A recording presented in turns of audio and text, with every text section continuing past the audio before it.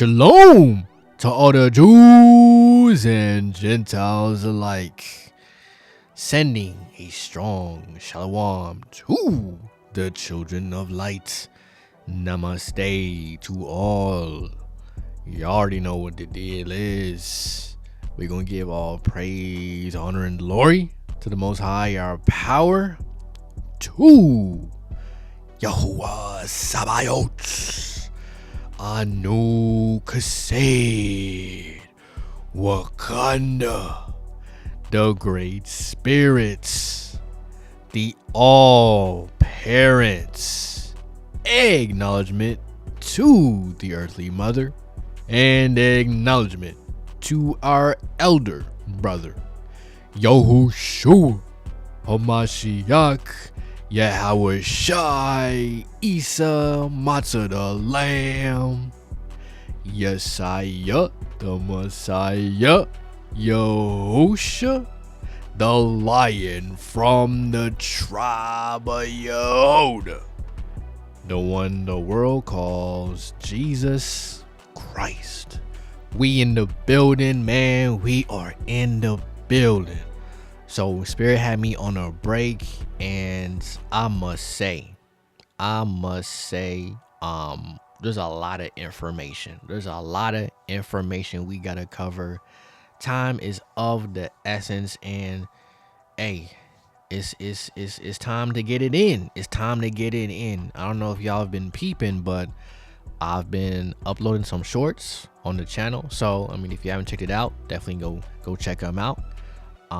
Definitely gonna be uploading more. So if you watching the shorts, definitely pay attention. All right.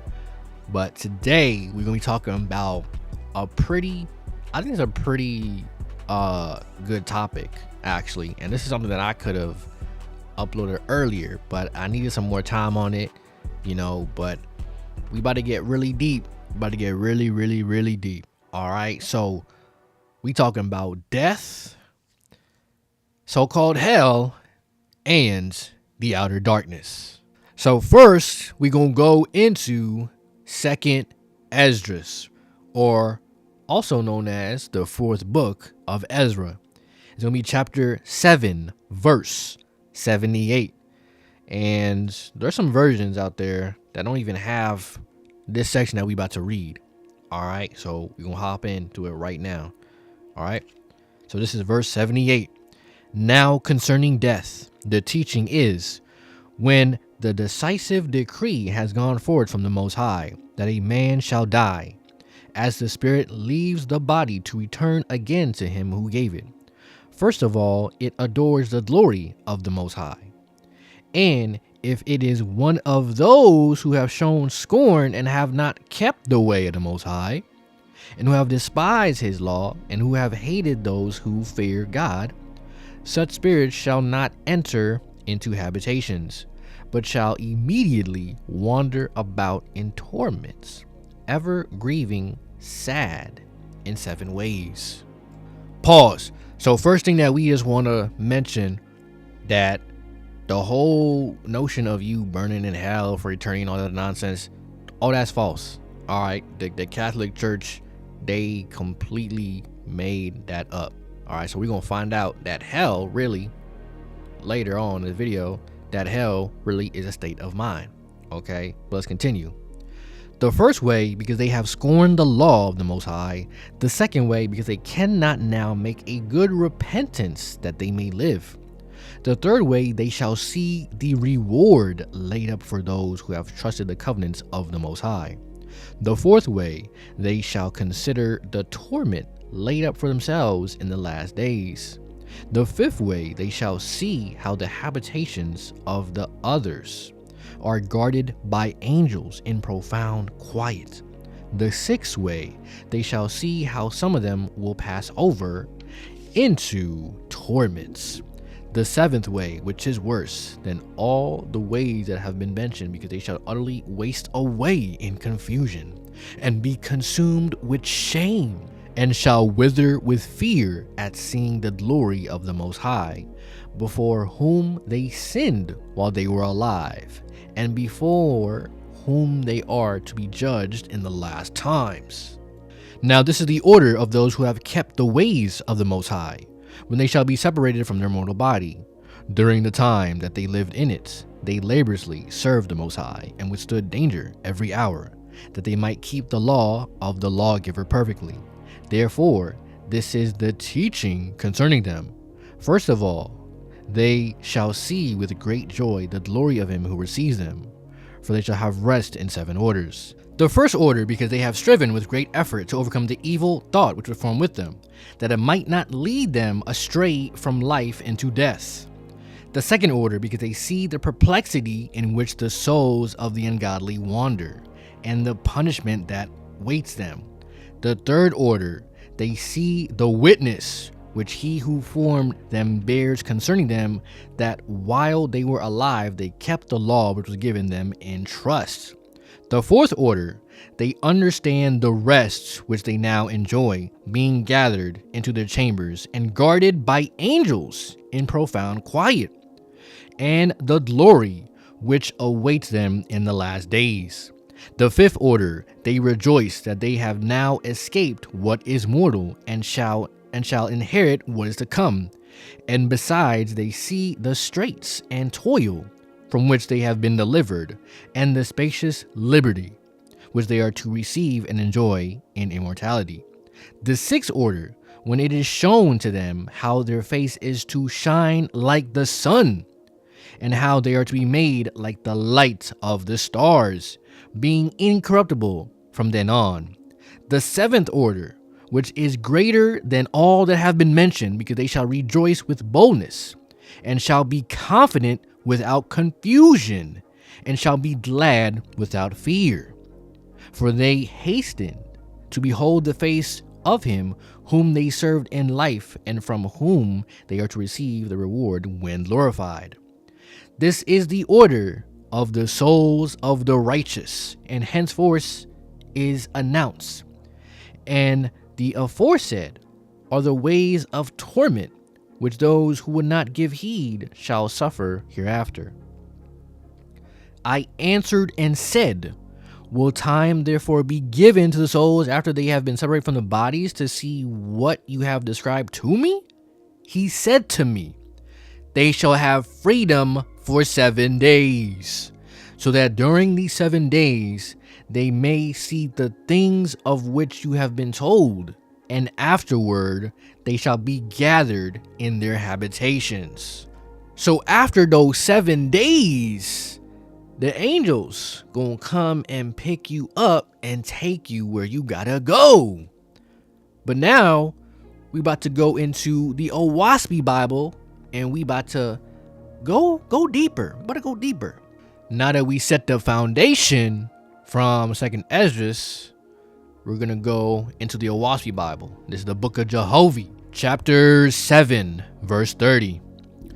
Therefore, such of you as are appointed by my God and my lords as guardians over mortals shall be called 𝐻𝐻, and ye shall report to your respective lords, according to the section of the earth where ye may be. Of many watches shall be the 𝐻𝐻s. All right. So the 𝐻𝐻s basically, they record pretty much everything that you do.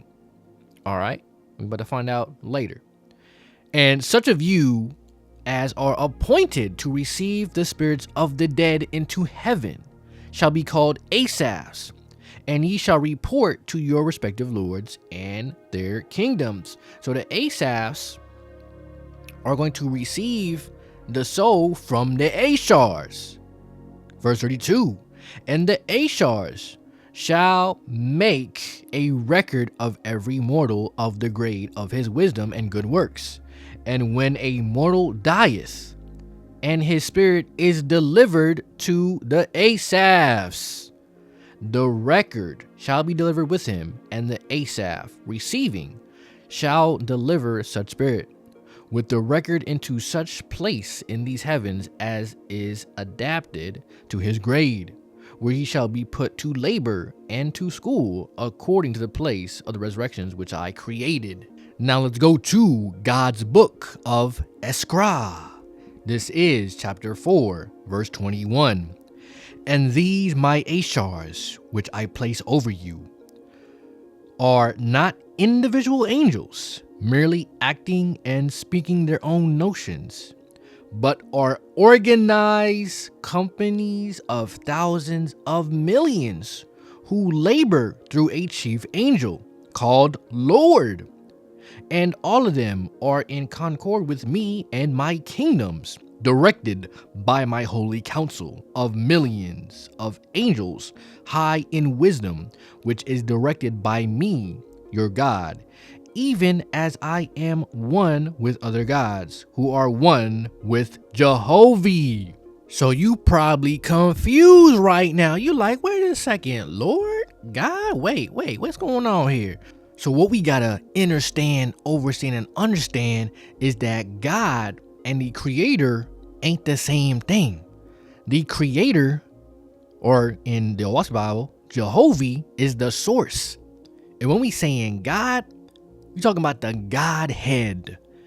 All right, there's a whole hierarchy up there. You got the Benai, or the sons of light, the brotherhood of light, the Benai Elohim, the lords of light, the 24 elders, the 𝐯𝐢𝐲𝐬𝐞𝐝, right?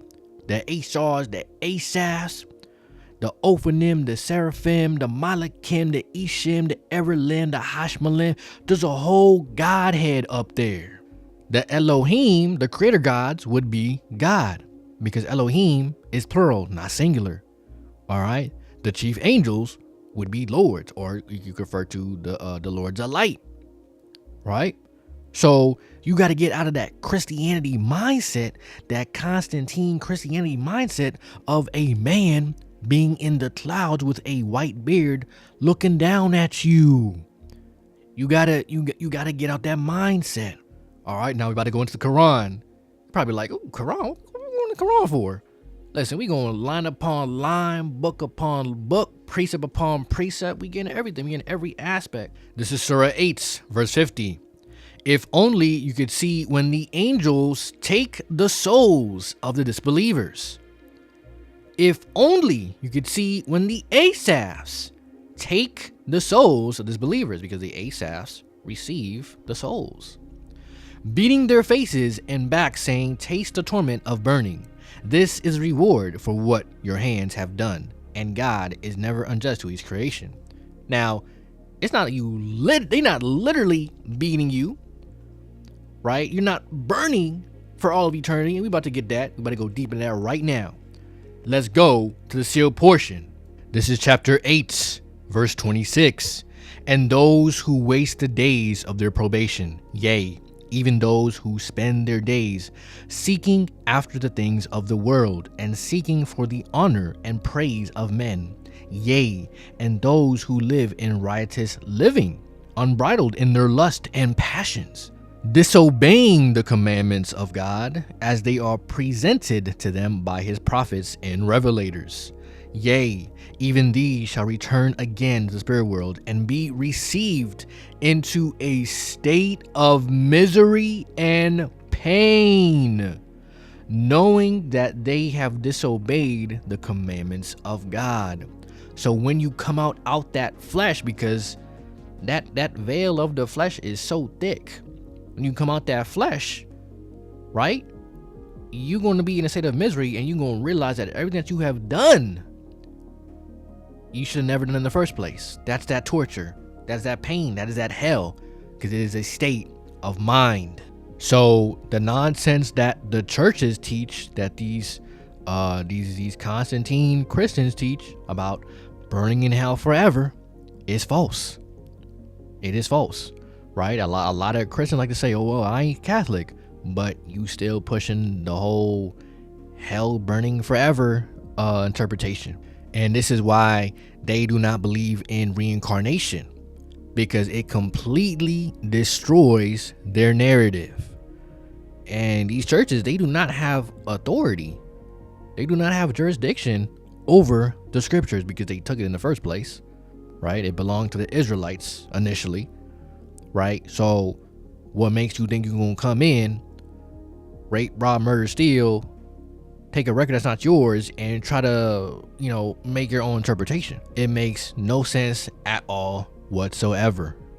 Now let's go to the Kolbrin Bible, the Book of Wisdom. This is chapter 13, verse 17. The religious life on earth does not lead to any finality. It is no more than the first stage of the journey, but it does lead in the right direction. Death is no more than a movement across a frontier, though the wise man assures that the move improves his circumstances and is to a better place. So with each incarnation, you want to be getting better so you can be put in a better situation. But with the way how society is going nowadays, negative entropy is all over the place. A lot of people are just regressing. This is also why this whole place is about to get upgraded. All right. And so this whole realm got to get cleaned up. Okay. We about to get into the outer darkness. We about to see what it really is. But first though, let me not steal my own thunder. All right. So let's go to the book of Silver Bow. This is chapter 4, verse 31. You say death is the end of all things. Therefore, let us live as we will. Are you certain that you can state this as a fact? What do you know of death? The only fact you do know beyond a doubt is that death is the universal lot of man. Therefore, exercise caution regarding something you know little about. Shed no tears for those who are already beyond the place of tears. Can weeping console them, or mourning assist them? What is life, or what is death, that you should grieve for either? They come and go, they merge one into the other until neither is distinguishable. Now let's get a precept in the Gospel of the Nazirenes, and let's read in the yellow. Death, as you deem it, is the door to life, and the grave is the gate to resurrection. For those who believe and obey the law, it is a most grievous offense to mourn those passing from this incarnation. This is 𝐻𝐻𝐿 speaking. All right, this is Jesus speaking. Mourn not therefore, nor weep for them that have left you, but rather rejoice for their entrance into life. So when your family member passes on, you shouldn't be crying and weeping and doing all this sobbing. See, this whole society is backwards. They got you mourning for those that passed on, and they have you celebrating when a baby comes in this world, right? Because it's like when someone pass on, they go into the next station. They go into their next life, right? Death is an entrance into life, and life is an entrance into death. That's why when the baby is born, right, when they come out the womb, they crying because they know they back here again. So this whole society is backwards. It is so backwards. But hey, that's what we get in a spiritually dead society, a spiritually dead world. Now let's go to the Third Testament. And this is where we're going to be talking about heaven and hell. We're about to destroy these Catholic doctrines of burning in hell for eternity and all this nonsense. Let's go to chapter 27, verse 5. Men have imagined hell as a place of eternal torture, where they believe that all those who have disobeyed my mandates will go. And in the same way, they have created a hell for great faults. They have imagined another place for lesser faults, as well as one more for those who have done neither right nor wrong. Those who say that in the hereafter there is neither rejoicing nor suffering are not telling the truth. No one is without suffering, nor exempt from rejoicing. Afflictions and joys will always be mixed as long as the spirit does not attain the supreme peace. Listen, O my people, Hell is within the incarnated and discarnated, indwellers of this world and the spiritual realm. Hell is a symbol of great pain, of terrible remorse, of desperation, of suffering and bitterness of those who have sinned greatly. And from those consequences, they will be liberated according to the evolution of their spirit towards love. Remember when we were talking about in the still portion about when the spirit leave the body and that veil of the flesh is gone? That spirit gonna remember and gonna realize the things that they did they were not supposed to do. They gonna understand their errors. All right. Verse 8. Glory, on the other hand, which symbolizes happiness and true peace, is for those who have withdrawn from earthly passions in order to live in communion with God, or the Godhead. Okay, the Elohim, the higher evolution. Verse 9. Question your conscience, and you will know if you are living in hell, if you are atoning for your faults, or if you are vibrating with the peace of glory. What men call glory or hell are not predetermined places. It is the essence of your deeds, which your spirit gathers when it reaches the spiritual realm. Each one lives his hell, inhabits his world of atonement, or enjoys the happiness which the elevation and harmony with the divine spirit offers. In the hereafter, the spirit can also find worlds of darkness, of perversity, of hatred and vengeance, according to the spirit's degree of confusion, low passions and desires. But truly I say to you that the heaven as well as the hell, which men visualize only through earthly figures and images, are no more than different stages of the spirit's evolution. One stage is the highest level of perfection achieved by a spirit through its evolution and virtue, and the other is a stage where the spirit lives in an abyss of darkness, vices, and confusion. To the virtuous spirit, it makes no difference where it finds itself, for whatever it may be, it will carry within the peace and the love of the Creator. On the other hand, the impure and disturbed spirit can find itself in the best of worlds, but will continue to feel itself burning with remorse until it becomes purified. Do you believe that I, your Father, have created places specifically for the purpose of punishing you and thus eternally avenging your offenses? How foolish are the men who continue to teach those theories? Christianity, Catholicism. How is it possible for you to believe that eternal darkness and pain are the destiny awaiting spirits which, through having sinned, will always be children of the Most High? If they need be taught, here is the teacher. If they need love, here is the Father. If they yearn for forgiveness, here is the perfect judge. Verse 26. If it were true that fire was what punished human sin, then the bodies of all who have sinned would have to be thrown into the fire here on earth while alive. The dead would not feel it because their bodies never ascend to the spiritual space. Rather, when their mission is concluded, they return to the bowels of the earth, where they merge with nature from which they took life. But if you believe what you call eternal fire is not for the body but for the spirit, that too is a serious mistake. For in the spiritual realm there are no material elements, nor does fire act upon the spirit. What is born of matter is matter. What is born of spirit is spirit.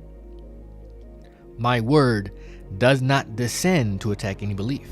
If someone believes such, they are gravely in error. My word comes to explain the contents of all that which has not been duly interpreted, and which therefore has produced confusions that have been transmitted from generation to generation among humanity. So it don't even make sense for you to be burning forever and ever in some fire. Now let's go to the stick of Ephraim, aka the Book of Mormon. Let's go to Alma chapter 40 and verse 13. And then shall it come to pass that the spirits of the wicked, yea, who are evil, for behold, they have no part nor portion of the Spirit of the Lord. For behold, they chose evil works rather than good. Therefore the spirit of the devil did enter into them and take possession of their house, speaking on their bodies. And these shall be cast out into outer darkness. There shall be weeping and wailing and gnashing of teeth. And this because of their own iniquity, being led captive by the will of the devil. So when you hear weeping, wailing, gnashing of teeth, you automatically thinking, oh, they in hell, they burning, right? Because that's the narrative that they are pushing in religion. But we about to find out what that really is. Let's go to the keys of Enoch, key 107, verse 19. Those kingdoms, speaking on the bodies, your body, right? Because your body is a temple, right? It is a kingdom. It is a house. Those kingdoms which do not survive are kingdoms of fallen darkness. They do not have sufficient knowledge and light to pass into the central core of the great universes, where there exists multi-evolutions of consciousness communications. So as you can see, we getting a bit more complex here. Okay, that's why I had to save the keys for last. Okay, because the keys is very deep. Verse 20. These intelligences must stay out on the edge of the galaxies. That is the outer darkness. Okay? And play out their chemical destruction to permit them to go on would allow them to interfere and destroy other life. So the outer darkness is the edge of the galaxies. So basically, you are getting sent to another sun universe like this one, another biochemical testing zone, another schoolhouse Earth, all right, another Earth realm like this one. And so another program has to be initiated there, because we got to understand that this whole thing we call life, this is all a program, right? The program Israel was already initiated here, all right? And we're going to read that in a minute. Verse 21. For this reason, the councils of the paradise sons and the lords of light take many ascended masters into the center of the galaxy. From the center of the galaxy, the lords of light issue forth programs of redemption and resurrection. That is the program Israel. And so when you're in the outer darkness and you're being sent to another sun universe, there has to be another program of redemption and resurrection. So essentially, you're getting reincarnated in a whole different area here. That's why it says in 2nd Esdras that this world is made for many, but the world to come will only be for a few. Right? So that means the wicked people are not going to be able to reincarnate back in this realm. You're going to have to get sent to another Earth realm, another biochemical testing zone. That is the outer darkness. Let's read it again. From the center of the galaxy, the lords of light issue forth programs of redemption and resurrection to physical orders like this one to enable them to evolve from population 1 to population 2 star systems through seed crystal pyramids of life. So right now, our Earth is population 1 and it's going to get upgraded to population 2. So that's going to conclude our lesson on death, hell, and the outer darkness. Hopefully you were edified. Hopefully you learned something new.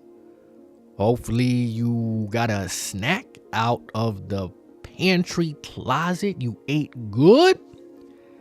And I say shalom and stay strong.